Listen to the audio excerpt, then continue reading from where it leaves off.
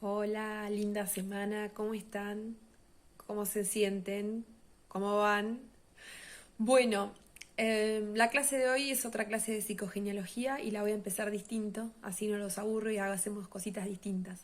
Les voy a leer algo que nos va a hacer reflexionar y luego vamos a charlar un poco sobre nuestro genosociograma. A ver, matemáticas ancestrales. Para poder nacer tuvimos que haber necesitado de 2 padres, 4 abuelos, 8 bisabuelos, 16 tatarabuelos, 32 chosnos, 64 pentabuelos, 128 exabuelos, 256 heptabuelos, 512 octabuelos, 1024 nonabuelos y 2048 decabuelos. Solamente para las 11 últimas generaciones fueron necesarios 4094 ancestros para que puedas estar aquí hoy, cerca de 300 años antes de nacer. Piensa por un instante. ¿Cuántas luchas? ¿Cuántas guerras? ¿Cuánta hambre? ¿Cuántas dificultades? Pero también, ¿cuánto amor? ¿Cuánto cariño? ¿Cuántas alegrías? ¿Cuánta esperanza? ¿Cuánta fuerza? ¿Cuánto tuvieron que vivir todos estos antepasados para que vos puedas estar vivo? Nosotros solo existimos gracias a todo lo que cada uno de ellos pasó. Bueno, este texto que circula, anda dando vuelta por internet, no tiene autor, por lo menos desde la fuente que yo lo encontré, no tiene autor, pero me encantó, me pareció muy simbólico y muy gráfico del tema que hoy nos convoca a nosotros a charlar sobre el genosociograma, sobre las lealtades familiares invisibles. Mucho, mucho, mucho para hablar. Vamos a tratar de simplificarlo, de hacerlo lo más sencillo posible, lo más agradable posible. Es muy movilizante, muy movilizador entender que lo que ha pasado generaciones y generaciones detrás de uno puede estar vinculado con cosas que nos pasan en nuestro presente, que por ahí muchas cosas, como decíamos en clase anterior, ¿no? Son parte de una novela familiar y que somos menos libres de lo que creemos y eso es fuerte. Uno cree que es dueño de su vida, pero en muchos casos cuando la familia ha atravesado situaciones muy complejas, que en general es en todas las familias que están atravesando situaciones muy complejas, y han sucedido cosas que tienen que ver con grandes dolores o grandes traumas o maneras de vivir la vida que por ahí son poco sanas, nos encontramos como muy condicionados por esa historia y por esas situaciones. Bueno, como yo les decía, el armado de un genosociograma, que es un poco lo que hoy quería contarles, no tiene que ver tanto con el armado de un árbol genealógico. Son cosas similares, pero no tanto. En el armado del genosociograma, lo que nos eh, permitimos, y sobre todo los terapeutas, en general tiene que ver con que la persona, el cliente, el consultante, puede armar por sí mismo, de memoria, con los datos que tiene, con las situaciones que conoce, con las historias que conoce, su propio mapa de la geografía de su historia y de su familia y de su vida, ¿sí? En realidad, cuando uno arma el árbol genealógico específicamente, va a la búsqueda de documentos, de datos fehacientes, no sé, va a un registro civil, busca, por ejemplo, las partidas de nacimiento, las fechas de defunción, en función de que por ahí hay datos que uno no tiene, ¿sí? Pero bueno, nosotros desde nuestra labor, desde la psicología holística, vamos a tomar en cuenta más que nada la labor del genosociograma, porque es muy rica en el sentido de que hay cosas que nuestro consultante va a estar sabiendo y otras cosas que no va a estar sabiendo. Y esas son las más ricas y las más interesantes porque son las que hablan de los blancos en la memoria inconsciente del inconsciente familiar, ¿sí? Que son las cosas justamente de las que no se habla o que tienen que ver con las lealtades familiares invisibles o con las identificaciones en muchos casos con ciertos antepasados, con ciertos rasgos de aquellos antepasados y que finalmente sí, esos blancos que tengamos, esas esas ausencias de recuerdos o esos datos que no tenemos, van a estar hablando un montón sobre cómo nos influencian a nosotros. Así que es muy loco, pero a veces el no tener datos nos va a dar mucha más información que tenerlos. ¿Sí?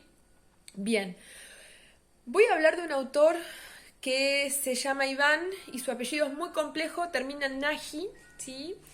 Nunca me sale, es muy complejo. Lo van a encontrar en la literatura que nosotros les vamos a pasar, en el libro de Anna Celine Stussenberger, que es Hay mis ancestros, ¿sí? Ella lo cita en muchas partes a ese autor y vamos a hablar de un montón de cuestiones que se evalúan a la hora de trabajar con este genosociograma, ¿sí?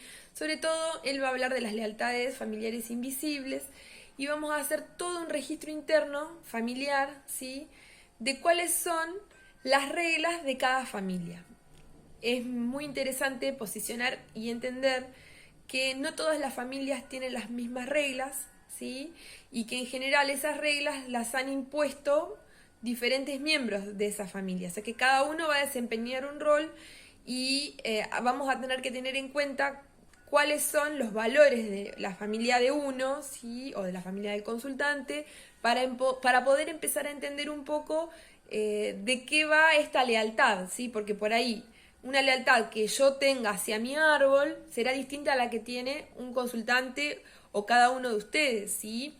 ¿Por qué? Porque las lealtades son en función de las reglas familiares autoimpuestas, capaz que de 300 años atrás, por poner un número y para poder entendernos, ¿sí? ¿Y qué es lo que sucede? Muchas veces hay cosas que se generan hace 300 años atrás que en realidad, si ustedes se ponen a pensar, hoy podrían ser hasta obsoletas, pero que uno las repite sin ni siquiera cuestionarse por qué lo hace, como ya lo vimos en el cuento de la actividad anterior, ¿sí? Entonces, vamos a empezar a ver de a poco que las lealtades familiares invisibles están y que están en función de la cultura familiar de cada uno. En este sentido, vamos a empezar a ir viendo diferentes cuestiones. Me voy a transformar en una especie de contadora en en este ratito que voy a estar compartiendo con ustedes, porque voy a usar un montón de términos de la contaduría para poder hablar de esto, ¿sí? De lo que tiene que ver con el ser las cuentas no saldadas del árbol, ¿sí? Las cuentas no saldadas de la familia y cómo nos transformamos en deudores o sentimos que otros miembros de nuestra familia nos deben. Imagínense que esas cargas de deuda, ¿sí? De contabilidad, como yo les decía, trabajan en el inconsciente de cada uno y son las que empiezan a no dejarnos ser absolutamente libres como creemos que somos. Porque si estamos siempre debiéndole algo a alguien, es complicado. Hay un fenómeno que es interesante y que vamos a empezar a charlar, que es la parentización, ¿sí? ¿Con qué tiene que ver la parentización? Tiene que ver con que existen familias en donde los hijos nacen y sienten que le deben a sus padres todo lo que son y la vida misma. Estos hijos sienten que están siempre en deuda con los padres, ¿sí? Estos hijos son los que van a estar tratando de continuamente estar retribuyéndole a los padres todo lo que hicieron por ellos. Cuando en realidad, a la hora de realmente entender el inconsciente transgeneracional, lo que hay que entender es que la vida es un pasamano, ¿sí? Y que entonces todo lo que mis padres me dieron a mí, yo no se lo tengo que devolver a mis padres, porque sería romper y cortar el circuito generacional, ¿sí? Todo lo que mis papás me dieron, yo tengo que poder, de alguna manera, poder pasárselo a mis hijos y mis hijos a las generaciones siguientes, ¿sí? La vida es como un pasamano. Y que hay muchas, cuando hay una familia en donde la parentización es fuerte y es una lealtad familiar invisible, ¿sí? O encontramos familias en donde los hijos directamente no pueden generar sus propias familias o directamente las generan, pero viven con una culpabilidad enorme, culpabilidad que luego después lleva a enfermarse, porque generalmente sucede así, o lo viven desde un lugar absolutamente, o sea, no están en el lugar de padres, ni se comportan como padres, o se ausentan del hogar porque Bueno, por ejemplo, se me ocurre un caso, tenía una paciente que no iba a almorzar a su casa, a la casa de la familia que ella formó, ¿sí? ¿Por qué? Porque ella iba a almorzar todos los días con su mamá, ¿sí? Porque con todo lo que la mamá había hecho por ella, ¿cómo no iba a ir a compartir los almuerzos con su mamá? ¿Sí? Entonces, encontramos casos extremos como ese que yo les estoy diciendo, pero hay veces que estos casos están un poquito más disfrazados y más contenidos, pero que se manifiesta el rasgo de la parentización. Hay otras cuestiones, por ejemplo, en lo que es reglas de familia, se me ocurre que, por ejemplo, el primer hijo que nace en una familia, para ciertas familias, no es el primer hijo, sino el hijo varón. Entonces ya ahí empezamos desfasados, ¿no? Porque como el primer hijo no es el primer hijo, no, se tiene en cuenta primero al hijo varón por una cuestión de que en realidad el hijo varón es lo más importante, es el primogénito, y detrás de él hay un montón de cosas, ¿sí? Que tienen que ver con la revalorización de lo masculino del hombre, y que bueno, queda ahí, o sea, no se pone en duda, no se discute. Y genera mucha angustia y mucha culpa en la hija mujer también, ¿no? Porque ¿por qué nació mujer si hubiera nacido hombre? Mira todas las los beneficios que te hubiera tenido, ¿sí? Como también hay otras familias que no, que justamente los hijos son iguales. Después tenemos otros ejemplos, por ejemplo, las familias en las que se hace todo porque el hijo estudie y termine de estudiar, ¿sí? Esas familias que en realidad ponen todo el sacrificio para que los hijos estudien, ¿sí? Vamos a entender también que hay muchas cosas que se viven desde la injusticia a nivel familiar, ¿sí? Entonces vamos a tener que investigar para cada familia cuál es la justicia, ¿sí? ¿Qué es lo justo para cada familia? Eh, Hay familias, por ejemplo, que generaciones enteras cohabitan bajo el mismo techo. Hay familias en las que va a continuar los negocios de familia. Van a encontrar uno de los hijos, ¿sí? Uno de los hijos va a ser el que va a continuar con la empresa familiar, con los negocios del padre, con la empresa de la madre, ¿sí? Entonces, todas estas familias tienen características distintas, yo vuelvo a decir, ¿sí? La lealtad va a tener que ver con el tipo de valores y las cosas que se generen a partir de ahí. Hay otro factor interesante para investigar en el genosociograma, que es la neurosis de clase. De esa habló mucho Vicente Gauleyac, es un autor que nosotros estudiamos en la facultad, los que hicimos psicología laboral seguramente lo conocen. Él habló mucho de qué difícil es para un hijo superar académicamente a un padre. Por ejemplo, en casos en los que las familias, los padres no estudiaron o hicieron un terciario y los hijos pudieron lograr recibirse o hacer un estudio universitario, son muy raros los casos. En general lo que sucede por justamente lealtad familiar es que puse el despertador para dar mi último examen y me dormí, o no lo puse porque me olvidé, porque se me escapó, porque no puedo entender qué me pasó, pero me pasó, o tuve la necesidad de pasar por un lugar y en ese pasar por ese lugar me pasaron cosas y no llegué a rendir, o me quedan los dos últimos finales y no me siento motivado, no tengo ganas, siento que no sirvo para estudiar, me empiezo a auto boicotear, ¿sí? Y ese auto boicot tiene que ver con la lealtad a la familia, la lealtad a no superar, sí, lo que hicieron mis padres o lo que hicieron mis abuelos o así, por ahí va la cosa.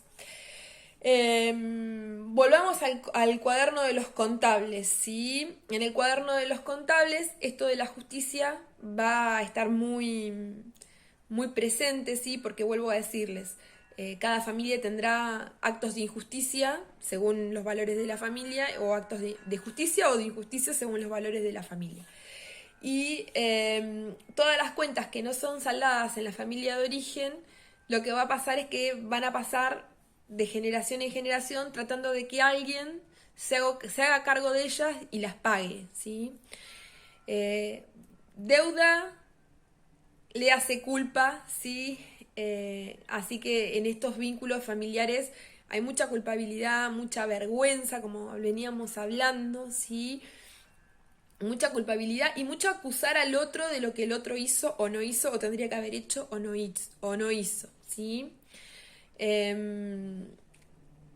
Creo que hemos hablado un poco a grandes rasgos de las cuestiones que tienen que ver con lo invisible. Nos queda pendiente hablar del síndrome del aniversario, ni más ni menos, ¿sí? También de los hijos de reemplazo. Vamos a entender los hijos de reemplazo como los hijos que vienen después de la muerte de un hijo, un hijo que llega a la familia después de que esa familia perdió un hijo, ¿sí? Y ese hijo seguramente viene a llenar el vacío y el hueco de aquel hijo que falta. Y cuando hablamos de síndrome de aniversario, asociado un poco a esto, ¿sí? Vamos a entender que cada vez que en nuestra familia suceden cosas y esas cosas, por alguna razón, nuestro inconsciente las asoció a un factor de tiempo. Por ejemplo, podríamos pensarlo. eh, a ver, voy a poner ejemplos porque me parece que es lo más gráfico. Si históricamente mi bisabuelo me abandonó a mi papá, ¿sí? Vamos a suponer que yo soy varón, ¿sí? Y que mi bisabuelo abandonó a mi papá cuando mi papá tenía 6 años. Mi papá, inevitablemente a los 6 años míos, ¿sí? Va a abandonarme, pero no porque me quiera abandonar o porque es una decisión propia, porque está repitiendo lo que no sanó del abandono de su propio papá, ¿sí? Otro ejemplo podría ser, sí, que, porque esto del abandono, creo que yo en otras clases se los he contado, es como uno lo vive, todo es como uno lo vive en realidad. Entonces, por ahí, mi abuelo abandonó a mi papá, pero mi papá muere a la misma edad que fue abandonado, a la misma edad mía, ¿sí? A los 6 años, muere, ¿sí? Y yo lo siento como un abandono también. Entonces, esto del síndrome del aniversario puede ocurrir situaciones así muy, muy gráficas, muy específicas. También pueden ser situaciones en donde hay un accidente familiar que se vuelve a repetir con los mismos miembros de una familia generaciones siguientes y pasan las mismas cosas, o pueden ser enfermedades que se desatan para la misma edad, o pueden ser que se generen ciclos, ¿sí? De 10 años, de 12 años, de 15 años, de 20 años, eh, que uno puede ir observando con solo recordar cosas que les pasaron a mis padres, a mis abuelos, a mis bisabuelos.